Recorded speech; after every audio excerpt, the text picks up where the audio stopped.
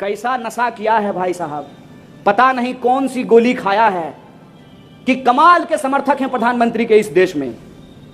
प्रधानमंत्री के समर्थक ऐसे हैं कि प्रधानमंत्री को चाय बेचते हुए नहीं देखे हैं, तब भी मानते हैं कि प्रधानमंत्री ने चाय बेचा।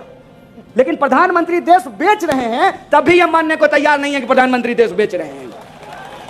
कमाल आगे बढ़ो। मैं ये क्यों कह रहा हूं? मैं ये इसलिए कह रहा हूं कि हम इंसान हैं, हमारे पास दिमाग है, हमने शिक्षा ग्रहण की है। तो शिक्षा का क्या उद्देश्य है?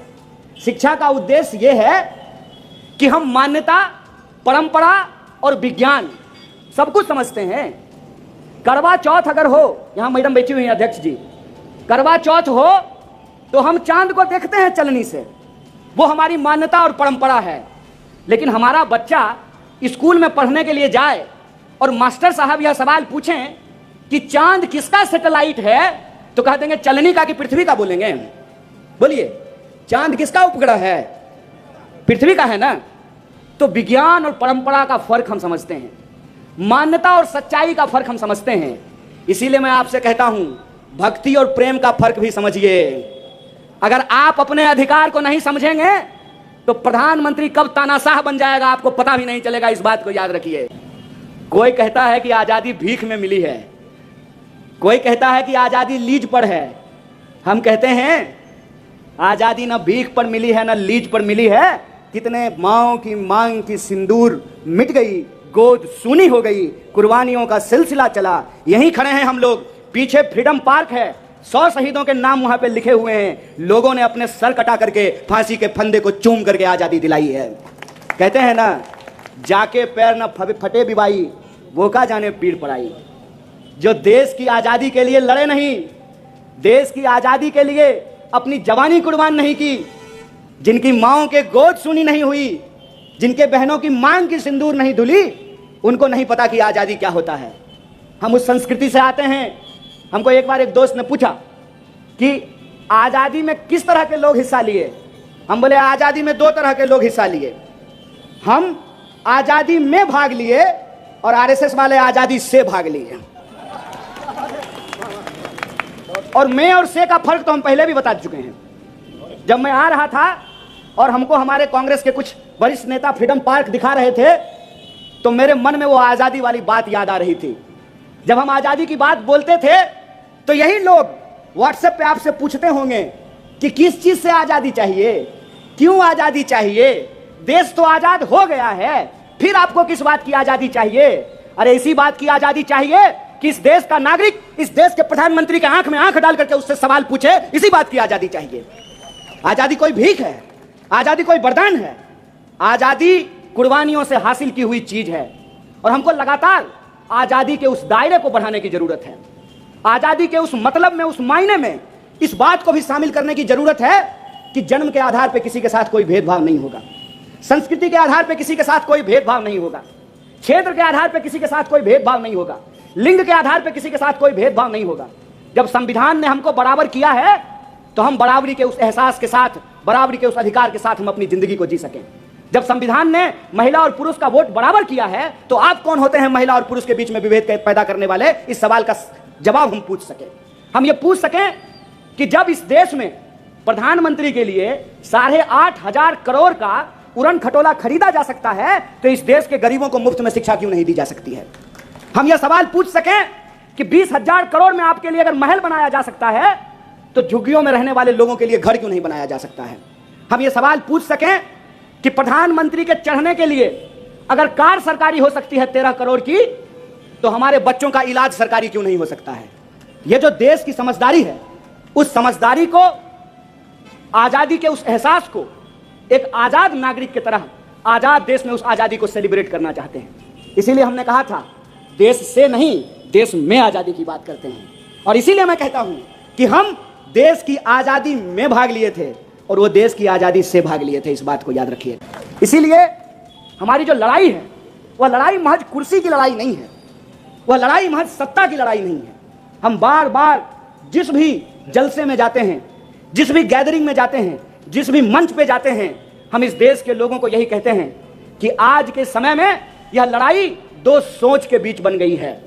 एक वो लोग हैं जो देश को बेचना चाहते हैं, आप वो लोग बन जाइए जो देश को बचाना चाहते हैं। बचाना चाहते हैं कि नहीं चाहते हैं? चाहते हैं ना?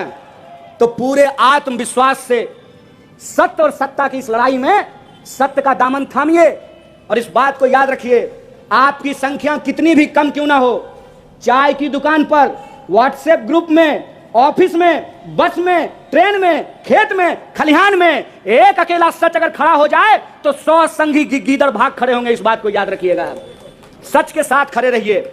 आजकल कई बार लोग झूठ का सहारा लेकर के शेर बनने की कोशिश करते हैं, तो मैं उनको कहता हूं, अव्वल तो ये कि शेर जो है वो 2 ही जगह रहता है, या तो चिड़ियाघर में या जंगल में।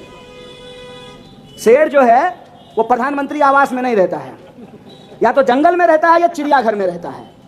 और कई बार लोग क्या करते हैं ना, घर में जो पेट पालते हैं, कुत्ता लोग पालते हैं ना, तो प्यार से उसको भी शेरू कहना शुरू कर देते हैं, नहीं कहते हैं? तो कुत्ता को शेरू शेरू कहेंगे तो वो शेर हो जाएगा। लोग पूछते हैं, कह रहे काहे तुम लोग रोड पे निकल करके हल्ला कर रहे हो? हम बोले हल्ला नहीं कर रहे हैं, इस बात को आपको समझा रहे हैं कि समझ लीजिए कि 35 करोड़ भारतीय थे हम लोग और मुट्ठी भर अंग्रेज थे, और 35 करोड़ भारतीयों को उन मुट्ठी भर अंग्रेजों ने 200 साल तक गुलाम बना करके रखा था। अपने ही खेत में आप कौन सा फसल लगाना चाहते हैं, इस बात की आजादी आपको नहीं थी। अपने ही घर में आप कैसे रहना चाहते हैं, इस बात की आजादी नहीं थी। अपने ही टैक्स के पैसे से जो स्कूल बना है, उस स्कूल में पढ़ने की आजादी नहीं थी। और अपने हमारे ही देश में बने हुए रेस्टोरेंट में अंग्रेजों के साथ बैठ करके खाना खाने की आजादी नहीं थी। ये जो आजादी हमको मिली है, यह आजादी संघर्षों से मिली है, यह आजादी बलिदान से मिला है। और सबसे मुश्किल की बात यह है कि कल के अंग्रेज को तो आप पहचान लेते, अरे जो गोरा गोरा होगा, सूट बूट पहना रहेगा, घोड़ा पे बैठा रहेगा, तो उसको पहचान लेंगे कि अंग्रेज है। इसको कैसे पहचानिएगा? कैसे पहचानिएगा? कि वो आके कहेगा कि हम तो चाय बेचते थे, हम तो ओबीसी हैं, हम तो हिंदू हैं, हम तो गरीब हैं, मेरी माँ बर्तन मांजती थी, मेरे पिताजी रेलवे स्टेशन पे चाय बेचते थे। कैसे पहचानिएगा इसको? मैं एक प्रश्न पूछता हूं हमेशा खुद से, मैं जहां से आता हूं और जो मेरी सच्चाई है, कोई अगर चाय बेचने वाला का बच्चा देश का प्रधानमंत्री बन जाए तो मेरे जैसे व्यक्ति को इससे ज्यादा खुशी नहीं हो सकती है। मेरी मां आंगनवाड़ी में काम करती है, मैं एक ऐसे परिवार से आता हूं जो 3000 रुपए महीने में अपना जीवन चलाता है। आजकल 3000 रुपया में तो जूता भी नहीं खरीद सकते हैं आप। मोबाइल का रिचार्ज भी कराएंगे तो 700 रुपया लगता है, जियो धन धनाधन। तो मेरे लिए तो यह खुशी की बात होती, लेकिन मुझे तकलीफ क्यों हुई? मुझे तकलीफ इस बात की हुई कि यह कैसा व्यक्ति है भाई। यह तो कुल्हाड़ी में लगे हुए उस लकड़ी की तरह है जो लकड़ी पेड़ से कटा है और वो लकड़ी कुल्हाड़ी में लग करके फिर उसी पेड़ को काट रहा है। यह तो कालिदास की कहानी हो गई कि जिस डाल पे बैठे हैं उसी डाल को आप काट रहे हैं। एक गरीब व्यक्ति अगर देश का प्रधानमंत्री बना है तो वो गरीब के बारे में सोचेगा ना, वो उस देश के आम लोगों के बारे में सोचेगा ना। अगर वो सचमुच में चाय बेचने वाला व्यक्ति है तो चीनी 200 रुपए किलो बिकेगा। अगर वो सचमुच गरीब का बच्चा है तो इस देश के सरकारी संस्थान बेचे जाएंगे। कि कोई भी हो अगर इस देश को बेचने का साजिश करेगा, अगर हम दो हमारे दो की नीति पे चल करके इस देश में तबाही फैलाने का काम करेगा, अगर इस देश के सरकारी संस्थानों को बेच करके अपने सरकारी दोस्तों को खजाने को भरने का काम करेगा, अगर इस देश में रहने वाले लोग चाहे तिलक लगाते हो या टोपी पहनते हो उनको आपस में लड़ाने का काम करेगा, अड़ करके उसके सामने में खड़े हो जाएंगे। और आज हम अड़ करके उसके सामने में खड़े हैं कि इस देश में, आजाद देश में, आजादी तभी सुरक्षित रहेगी जब आजाद तरीके से सोचने वाले लोग उठ खड़े होंगे, मिलजुल करके इस अन्यायकारी अत्याचारी सरकार के खिलाफ मुकाबला करेंगे। ये चुनौती आज हमारे सामने सबसे बड़ी है। आज हमारी आंखों के सामने क्या हो रहा है? जब प्रधानमंत्री लाल किले के प्राचीर से नारी सम्मान की बात करते हैं, ठीक उसी वक्त 11 बलात्कारियों को जेल से छोड़ दिया जाता है, उनको रिहा कर दिया जाता है। यह शर्मनाक है। बतौर समाज हम सड़ रहे हैं। यह हमको सोचने की जरूरत है कि हमारी संवेदना को किस तरीके से मारी जा रही है। आप सोच करके देखिए कि जिस महिला के साथ बलात्कार हुआ, वो महिला जब टीवी पे देख रही होगी वो फोटो, वो वीडियो कि उन बलात्कारियों को माला पहनाया जा रहा है, उनको मिठाई खिलाया जा रहा है, उसका दिल कितना रो रहा होगा, इस बात को सोच करके देखिए। अगर हम 200 साल की अंग्रेजों की गुलामी से देश को आजाद करा सकते हैं, तो ये तो फिर भी अंग्रेजों के सस्ते चापलूस हैं। हमको कोई आकर के बोला कि देश की हालत बहुत खराब हो रही है, हिटलर शाही थोपा जा रहा है। हम बोले सुनो, हिटलर को हम पसंद नहीं करते हैं, हिटलर से हमको बहुत दिक्कत है, लेकिन तुम इसको हिटलर बोल करके हिटलर का अपमान मत करो। ये हिटलर नहीं है, सस्ता फोटोकॉपी है यार, सस्ता फोटोकॉपी है। यहाँ गांधी जी के अटायर में जो है एक व्यक्ति हमारे साथ बैठे हुए हैं, इसको हम सस्ता फोटोकॉपी क्यों कहते हैं आपको मालूम है? कि गांधी जी अंग्रेज से लड़े थे, कस्तूरबा को साथ लेकर घूमे थे ना, और ये देश बनाने के लिए अपनी पत्नी छोड़ करके चल दिए। उसके बाद नारी सम्मान की बात करते हैं, ठीक है, नारी सम्मान की बात करते हैं। इतना फर्जी इंसान हम अपनी जिंदगी में देखे ही नहीं हैं। और मैं इस बात को फैक्ट के साथ बोल सकता हूं।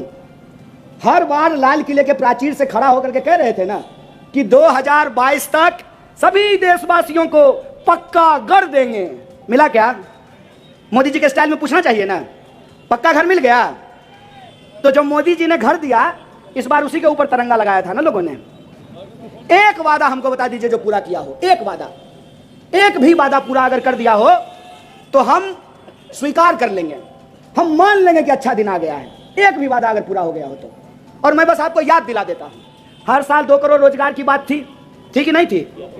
सबके खाते में 15 लाख रुपया देने की बात थी, सब किसानों की आमदनी दोगुनी करने की बात थी, सबको पक्का मकान देने की बात थी। एक भी चीज हुआ है? हो क्या रहा है? दुष्यंत कुमार कहते हैं कि कहां तो तय था चिरागा हर एक घर के लिए, कहां चिराग मयस्सर नहीं शहर के लिए। लोग मांग रहे थे सरकारी नौकरी, इन्होंने नया प्रबंध कर दिया कि ना रहेगा सरकारी संस्थान, ना देनी पड़ेगी सरकारी नौकरी, ना रहेगा बांस, ना बजेगी बांसुरी, ना रहेगा सरकारी संस्थान, ना देनी पड़ेगी सरकारी नौकरी। एक एक करके सरकारी संस्थान बेचे जा रहे हैं, और जो सरकारी संस्थान बचे हुए हैं वहां पर सबको अग्निवीर बनाने का प्रयास किया जा रहा है। अभी तो गडकरी जी सबसे ताजा ताजा अग्निवीर बने हैं, नहीं अभी बहुत लोगों को बनना है। इससे पहले आडवाणी जी बन गए, उसके बाद रविशंकर प्रसाद बन गए, अभी बहुत लोगों को अग्निवीर बनना है। 2 ही लोग रहेंगे, चाचा और भतीजा। चाचा हवाई जहाज से वास्को डी गामा की तरह पूरा दुनिया का चक्कर लगाएंगे, और भतीजा जो है गुगली फेंकेगा आईपीएल में। और चाचा फिर मंच पे जाकर के भाषण देंगे कि परिवारवाद देश की सबसे बड़ी समस्या है। अमित शाह जब बोलता है कि परिवारवाद देश की सबसे बड़ी समस्या है, तो मेरे मन में आता है कि जय शाह को वो रेलवे प्लेटफॉर्म से उठा करके लाया है, उसी का बेटा है ना? कोई शक है? जय शाह किसका बेटा है? अमित शाह का ना। तो बीसीसीआई सेक्रेटरी परीक्षा दे करके बना है, कंपटीशन दिया था क्या? एसएससी का एग्जाम, यूपीएससी लिखा था, कैसे बन गया? वो परिवारवाद नहीं है, बेईमानी, नकली चाणक्य। हम बिहार से हैं, असली चाणक्य वहां पैदा हुए थे। देखे बिहार में क्या हुआ? देखे महाराष्ट्र का बदला नितिन साहब हम लोग एकदम भिजा के ले लिए हैं। चाणक्य वो परिवारवाद नहीं है। अनुराग ठाकुर यूपीएससी किया था, उसका बाप नेता नहीं है। और ये जो कर्नाटक का मुख्यमंत्री है, उसका बाप नेता नहीं था। अब पीयूष गोयल, उसका बाप नेता नहीं था। बेईमानी। राजनाथ सिंह का बेटा एमएलए नहीं है। तो भाजपा का परिवारवाद नहीं है। और कांग्रेस के 2 प्रधानमंत्री ने अपनी जान दे दी, तो आप हमको परिवारवादी बोल रहे हैं? 2 प्रधानमंत्री ने अपनी जान गंवाई है इस देश के लिए, उसको आप परिवारवाद बोल रहे हैं। और अपने बेटा को बीसीसीआई का सेक्रेटरी बना रहे हैं, यह परिवारवाद नहीं है, यह बेईमानी है। देश के प्रधानमंत्री डॉक्टर मनमोहन सिंह 84 में जो हुआ, उसके लिए देश की संसद में खड़ा होकर के देश के सिखों से माफी मांगा। है हिम्मत? मांगेंगे नरेंद्र मोदी 2002 के लिए देश के मुसलमानों से माफी? ये सवाल मैं पूछना चाहता हूं। अगर हमसे कोई गलती हुई है तो ये देश हमारा है, इस देश से हम हाथ जोड़ करके माफी मांगने के लिए तैयार हैं। मांगेंगे माफी कि प्रधानमंत्री जब नारी सम्मान की बात कर रहे थे, बलात्कारियों को संस्कारी बताया जा रहा था। मांगेंगे इस बात के लिए माफी? मांगेंगे इस बात के लिए माफी कि आज एक एक चीज पे भाजपा पूरी तरीके से एक्सपोज हो चुकी है। मीडिया के लोग यहां बैठे हुए हैं, सवाल पूछते थे ना मनमोहन सिंह से? नहीं पूछते थे। हवाई जहाज में बैठ करके प्रेस कॉन्फ्रेंस करते थे। सवाल आप हवाई जहाज में बैठ करके प्रधानमंत्री से पूछते थे, जो मन होता था वो करते थे। जब इंदिरा जी ने आपातकाल लगाया था तो पत्रकारों ने उसके विरोध में संपादकीय पेज को खाली छोड़ दिया था। है हिम्मत आज? पूछिएगा सवाल, सवाल पूछिएगा ना तो आपके भी दफ्तर पर ईडी का रेड होगा, इस बात को याद रखिएगा। सवाल पूछिएगा ना तो आपका भी फोटो, मूरी आपका लगा देगा और देह किसी और का लगा देगा, सर आपका और तन किसी और का, आपको भी बदनाम किया जाएगा, आपको भी धमकी भरे पत्र लिखे जाएंगे, आपके भी परिवार के लोगों को परेशान किया जाएगा, आपको भी सोशल मीडिया पे गालियां निकाली जाएगी। और प्रधानमंत्री ने आज तक एक भी प्रेस कॉन्फ्रेंस किया है? कहते थे मनमोहन सिंह मौन मोहन सिंह हैं, यही बोलते थे ना। और ये हर दिन जो रेडियो पे जाकर के मन की बात करते हैं, पत्रकारों से आकर के देश की बात क्यों नहीं करते हैं? ये सवाल इनसे पूछना चाहिए कि नहीं पूछना चाहिए? है हिम्मत? करेंगे प्रेस कॉन्फ्रेंस। किसको देते हैं बाइट? अक्षय कुमार को। और अक्षय कुमार क्या पूछता है? प्रधानमंत्री जी आप आम काट करके खाते हैं कि चूस करके खाते हैं? खाते कहाँ हैं? निगल जाते हैं, खुल जा सिम सिम बोलते हैं और शाम आम सीधे थाली से उठ करके उनके पेट में चला जाता है। बताइए, देश के प्रधानमंत्री से इस सवाल का क्या मतलब है कि आप आम कैसे खाते हैं? अरे आपको जैसे मन हो वैसे खाइए। आप इस सवाल का जवाब दीजिए ना कि आरबीआई कह रही है कि अगर बैंकों को इसी तरह से निजीकरण किया गया तो देश को इसके परिणाम खतरनाक भुगतने पड़ेंगे। आरबीआई अपना रिपोर्ट जारी कर दी, फिर सरकार का दबाव आया और आरबीआई ने अपना रिपोर्ट वापस ले लिया। इसीलिए आज हमारे कांग्रेस पार्टी के नेता ने कहा कि आरबीआई का मतलब पहले होता था रिजर्व बैंक ऑफ इंडिया, अब हो गया है रिवर्स बैंक ऑफ इंडिया। और जो लोग विरोध करते हैं उनको पद से हटा दिया जाता है। आरबीआई ने कहा कि नोटबंदी का फैसला हमारा नहीं था। आरबीआई ने कहा कि नोटबंदी अगर होगी तो अर्थव्यवस्था को इसको गंभीर परिणाम भुगतने पड़ेंगे। और तब रात को आए अचानक से और कहा कि आज से 500 और 1000 का नोट बंद हो गया। दावे क्या किए गए कि इससे आतंकवाद की घटना रुक जाएगी, नक्सलवाद की घटना रुक जाएगी, काला धन वापस आ जाएगा। तो पहला सवाल कि नोटबंदी हो गई, आतंकवाद की घटना रुक जानी चाहिए थी, तो पुलवामा करने के लिए इनका चचा लोग आया था, कौन था? देश में नक्सलवाद की घटना कैसे हो रही है? और काला धन अगर वापस आ गया है तो आपके खाते में 15 लाख रुपया पहुंच जाना चाहिए था ना। ये बोले कि काला धन स्विस बैंक में जमा है, काला धन स्विस बैंक में जमा है और लाइन लग गया है एसबीआई के बाहर, स्टेट बैंक ऑफ इंडिया के बाहर। नोटबंदी के दौरान सैकड़ों लोगों की जान चली गई। जो छोटे छोटे व्यापारी हैं, जो नगद का धंधा करते हैं, उनका धंधा तबाह हो गया। उसके बाद जीएसटी लेकर के आए, क्या बोल करके कि 1 नेशन 1 टैक्स होगा। सुनने में कितना बढ़िया लगता है, 1 नेशन 1 टैक्स होगा। अगर 1 नेशन 1 टैक्स है तो महाराष्ट्र में डीजल का अलग दाम और बिहार में डीजल का अलग दाम क्यों है कि नहीं है? क्यों अलग अलग दाम है? तब कहते हैं कि कच्चे तेल की कीमत बढ़ गई है, इसीलिए पेट्रोल और डीजल महंगा हो गया है। तो अभी कच्चे तेल की कीमत घट गई है तो पेट्रोल और डीजल सस्ता हुआ है क्या? जब कच्चे तेल की कीमत घटती है तब यह कीमत नहीं घटाते हैं, लेकिन कच्चे तेल की कीमत अगर बढ़ गई है तो उसके आधार पर यह महंगाई को डिफेंड करते हैं। एक भाजपा का समर्थक महंगाई को ऐसे डिफेंड कर रहा था, हमने कहा कि रे भाई तुम अपना वाला चश्मा हमको दे दो, तुम्हारा चश्मा लगा देते हैं तो हमको महंगाई भी अच्छा लगने लगेगा। आज से पहले देश के इतिहास में ऐसा कब हुआ था कि महंगाई के फायदे गिनाए गए थे? ऐसा हुआ था क्या? जब रुपए ऐतिहासिक तौर पर डॉलर के मुकाबले सबसे निचले स्तर पर चला गया है तो एक बिका हुआ पत्रकार टीवी पे आकर के कह रहा था कि देखिए रुपया कमजोर हो गया है, इसका क्या क्या फायदा है।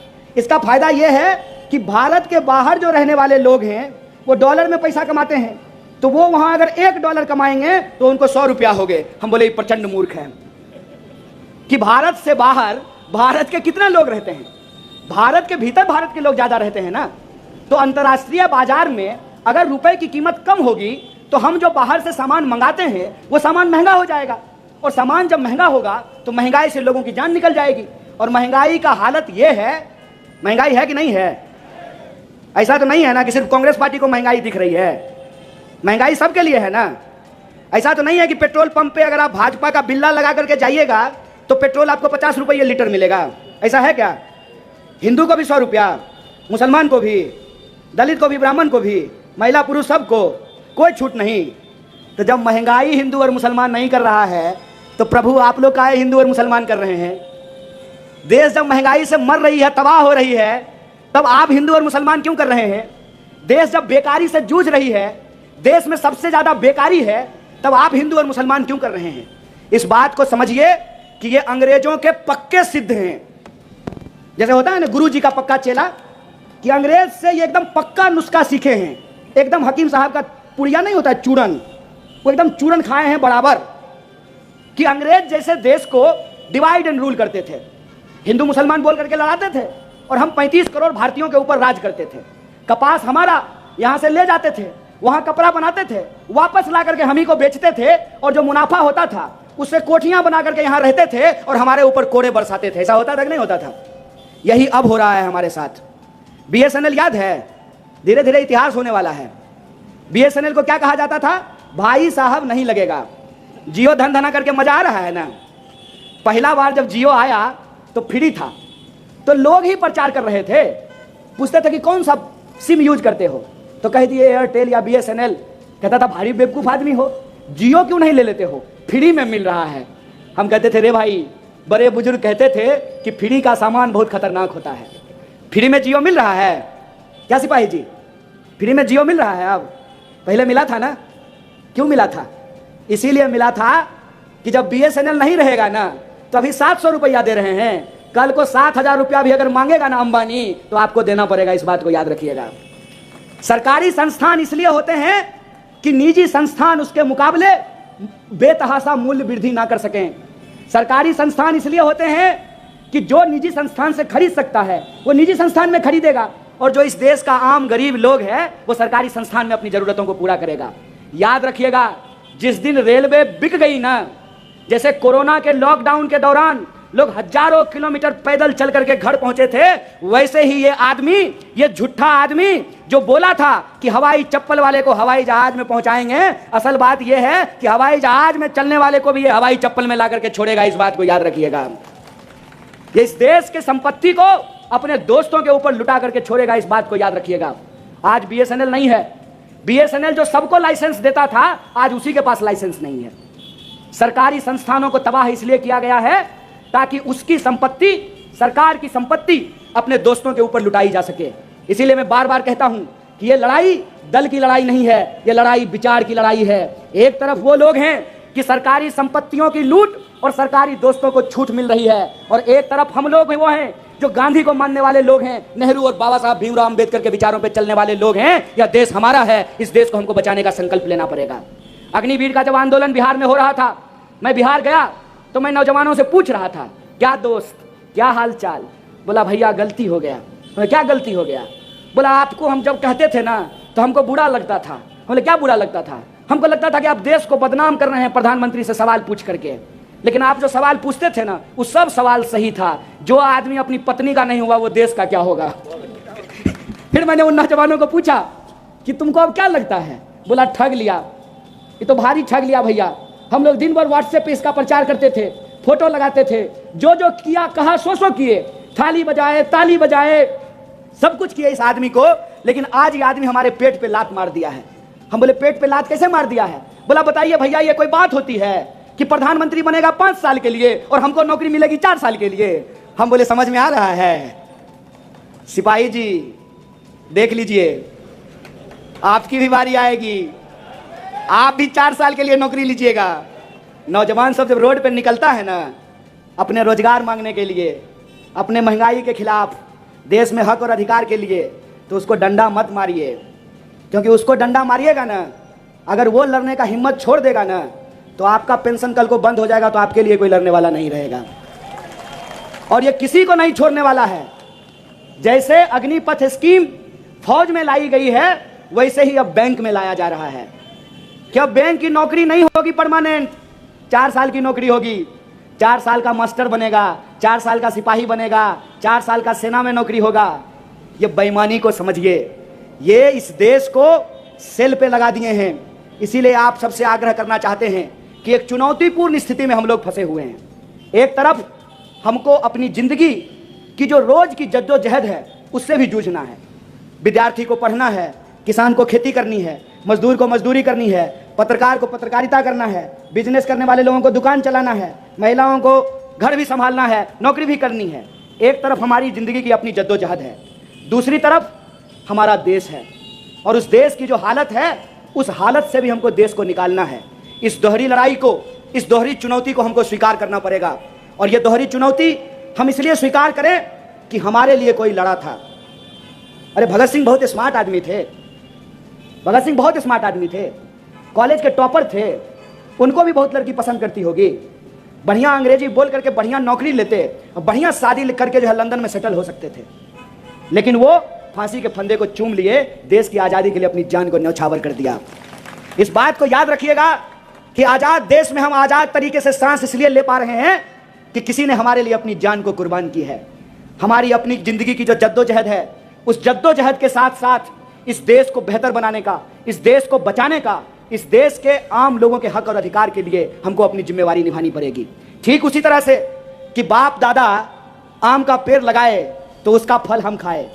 हम अगर पेड़ को नहीं बचाएंगे तो हमारी आने वाली पीढ़ी को आम नसीब होगा? आम नसीब नहीं होगा।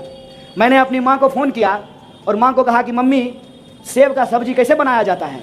तो माँ बोली कि पगला गए हो क्या, सेब का सब्जी कैसे बनेगा? हम बोले अब सेब का ही सब्जी बनेगा ना, सेब 90 रुपये किलो है और गोभी 200 रुपये किलो बिक रहा है। यह हकीकत है। ये जो हमारी जिंदगी की जद्दोजहद है, इस जद्दोजहद में, इस लड़ाई में हम सबको एक दूसरे का कंधा थामना पड़ेगा। और सवाल सिर्फ सत्ता का नहीं है, सवाल सत्य का है। सत्य के लिए हमको खड़ा होने पड़ेगा। जो लोग अपनी जान की कुर्बानी दिए हैं, बढ़िया पायलट थे राजीव साहब, विदेश में तो उनकी शादी भी हो गई थी, बढ़िया वहाँ नौकरी करते, बढ़िया लंदन में घूमते, आराम से अपनी ज़िंदगी जीते। क्या ज़रूरी है अपनी जान को गवा दिए? अगर किसी ने हमारे लिए अपनी जान गवाई है, अगर हम इंसान हैं, हमारे आंख में पानी है, इंसानियत है, तो उस बलिदान को सम्मान करते हमको इस देश की रक्षा करनी पड़ेगी। यह संकल्प लीजिए कि यह देश हमारा है, इस देश को हम बचाएंगे और बेचने वाले और बचाने वालों की इस लड़ाई में हम बचाने वालों के साथ खड़े होंगे। अगर हम ईमानदारी से लड़ेंगे तो इस बात को याद रखिएगा कि इस देश ने बार बार इस बात को साबित किया है कि दुश्मन शैतान कितना भी ताकतवर क्यों ना हो, अगर तैमूर लंग के सामने बलकरन नाम का एक छोटा बच्चा सब्जी काटने वाला चाकू लेकर के खड़ा हो सकता है, तो हम तो फिर भी 130 करोड़ लोग हैं। अगर हम एकजुट होकर के खड़ा हो गए तो पूंजीपतियों के इन दलालों को हम जरूर हराएंगे और हम हमारी 2 की सरकार को परास्त करके 130 करोड़ लोगों की जो भावना और आकांक्षाएं हैं उसको